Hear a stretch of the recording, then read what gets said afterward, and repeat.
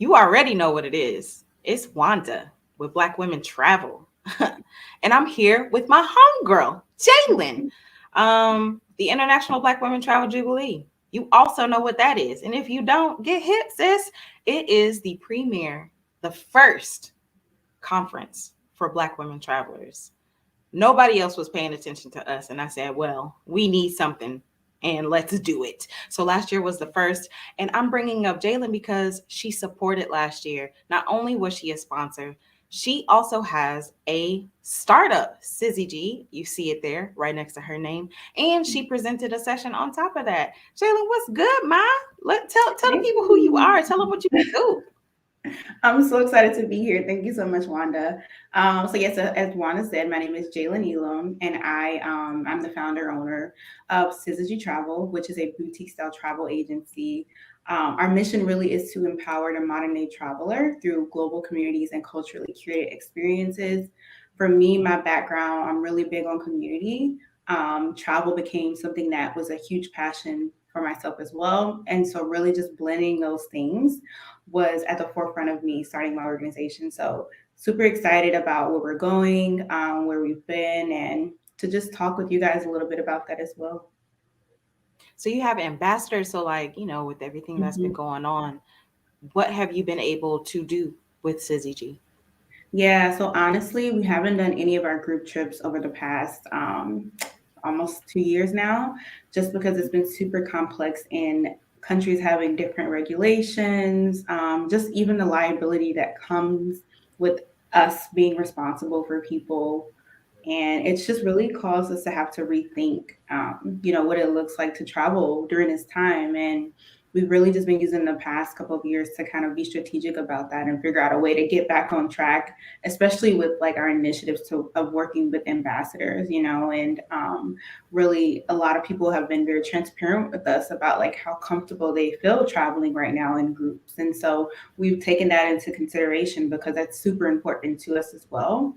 And so, kind of taking a pivot where we've still been trying to find a stride, and a lot of the focus has been working with private groups. So, people who, like they're comfortable with their group of people and like their family or their friends are comfortable being around them and traveling. And so, we've been able to curate some pretty dope experiences for people in that way. And then we've also done some things virtually where we've like gone on live on IG and had guests and just kind of talked about different things. We've had some virtual events as well. We did this really dope wind down a couple of times with a good friend of mine who's actually a Som, and he just kind of took us through like this wine experience that felt super cultural. And it was exactly for our community too, So there were a bunch of just like Black people who were interested in wine and just like how that ties into culture and trying something new and wanting something to do, virtually. And this is during a time where things weren't open. So people were Yeah. super appreciative of that. And yeah, so honestly, it's been very interesting and just kind of figuring things out again.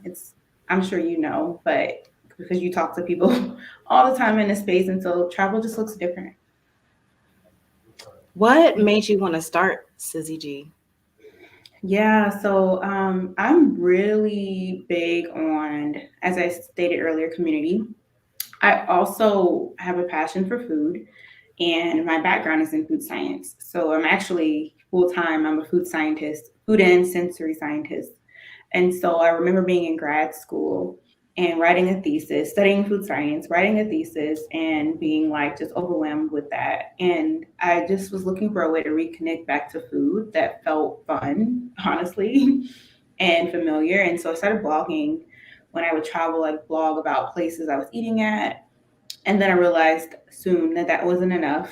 And that led me to planning trips centered around food. So I realized that I don't want to just travel. I want to bring people with me. I want to share that experience in that way, not just through the blogs that they're reading. So I ended up piloting a trip that was centered around food. That went really well, and then eventually kind of rebranding into like not being so niche in the food space, but more so focused on like our community Yeah. and travel through that. And so that's led us to what Syzygy is today. But ultimately, I say I started with just like this idea of being passionate about something and wanting to pour more into it and kind of pursue it in a way that seemed more impactful. And something that I could like really, that could be my own as well. Like I was already pursuing school and I knew where that was going to take me, but I wanted something that felt like more for me and that I had more influence in doing something for my community. What has that been like, Jhaelynn? What has it been like to be interested in something, to Hmm. invite people along the journey with you, and to build a community around it? Yeah, it's been amazing. It's super fulfilling. It's just really nice to break away from the norm. I have a 9 to 5. I've had one for a while, and that gives me a sense of stability. However, there are gaps there, and I know plenty of people can relate to that. And I also feel like I can do both, for as long as I can, where it's still comfortable. And so I have been doing just that, and even that kind of like for me is liberating because it shows me that I'm able to have more than one interest, right? And then potentially more than one sources of income, more than one way to impact people. And the beauty of having my own organization is that I can do it my way. So I have my influence only goes so far in my 9 to 5. I have it, and it just looks a lot different in my organization. I'm starting with this blank slate and I have the influence to really make it whatever. And then I can also, tap into my community to be more intentional about that too. So the access I have to people that I want to impact just feels greater.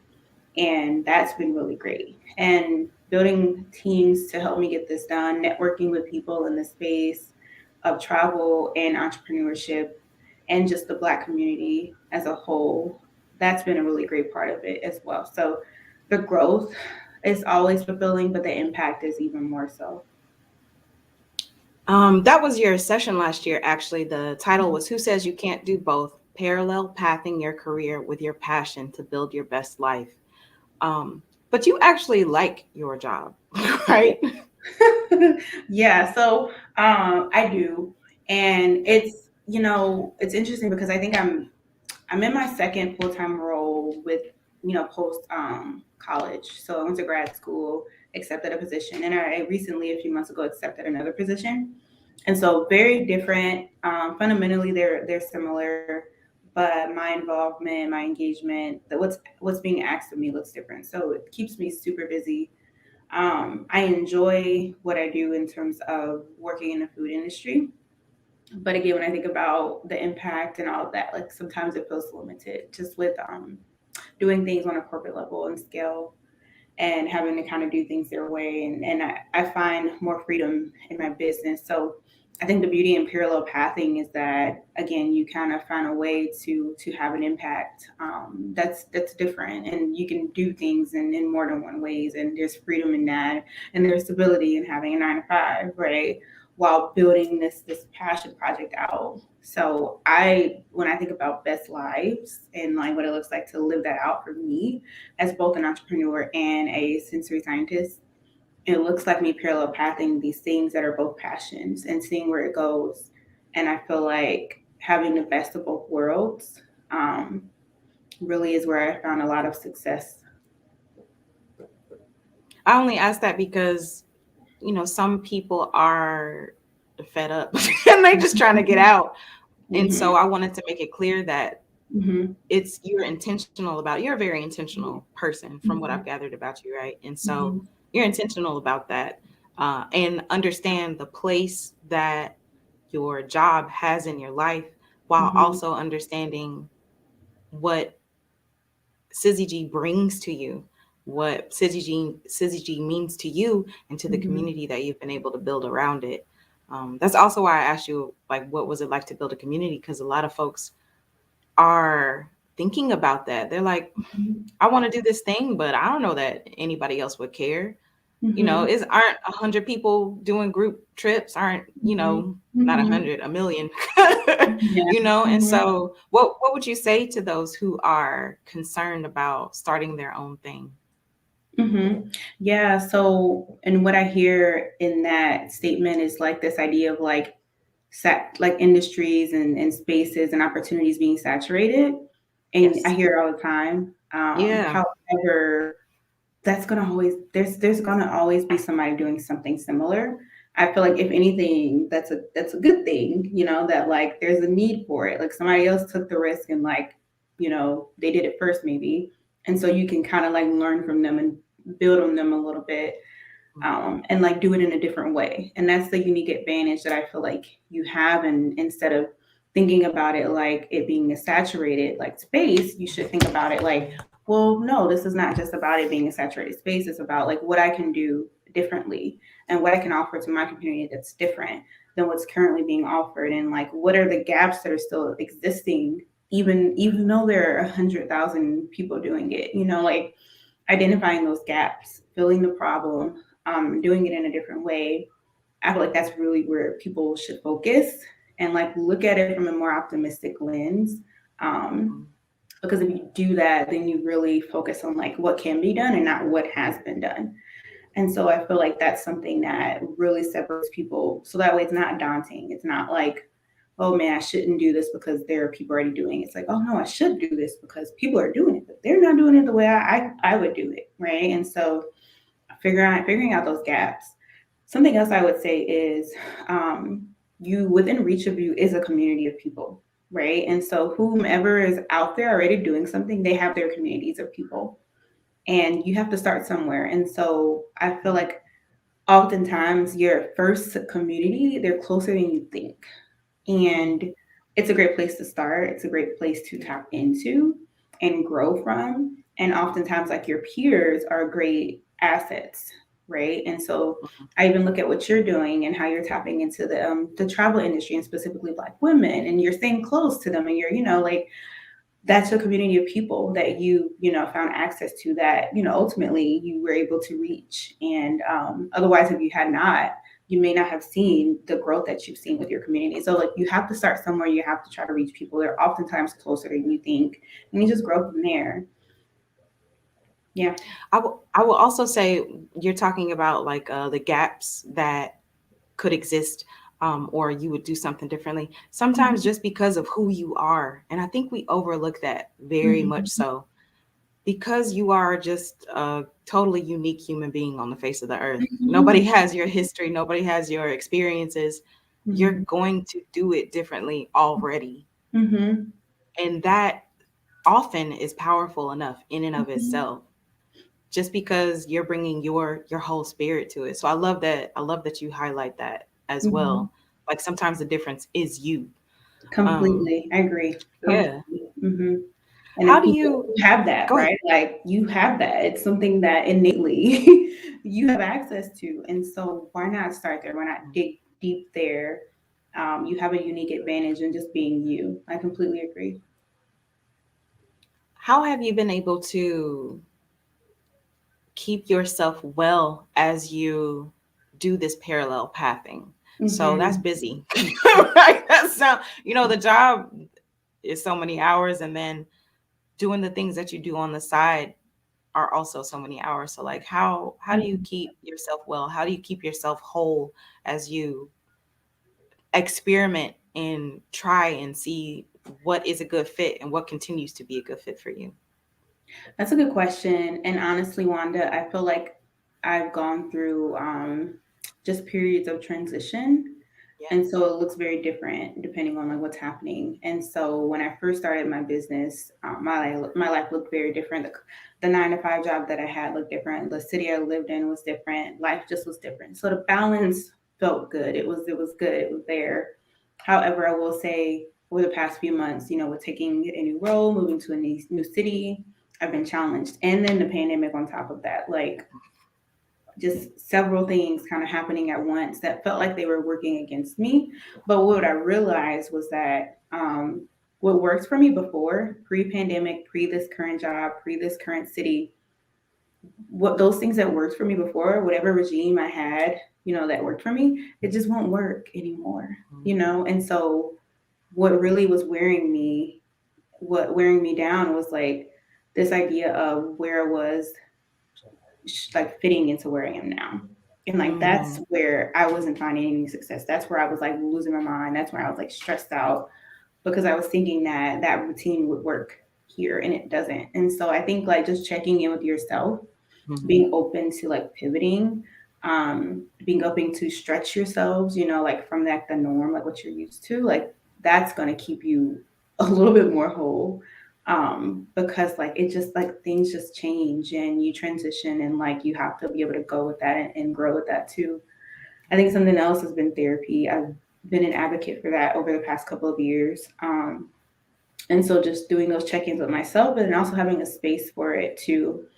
And then doing things that feel good to me. So I feel like Mm. just over the last few like months, it's been a challenge. And so like I've had to figure out ways to even reconnect back to my passions, right? Yeah. Like that I need that. I absolutely need that fuel, that fire.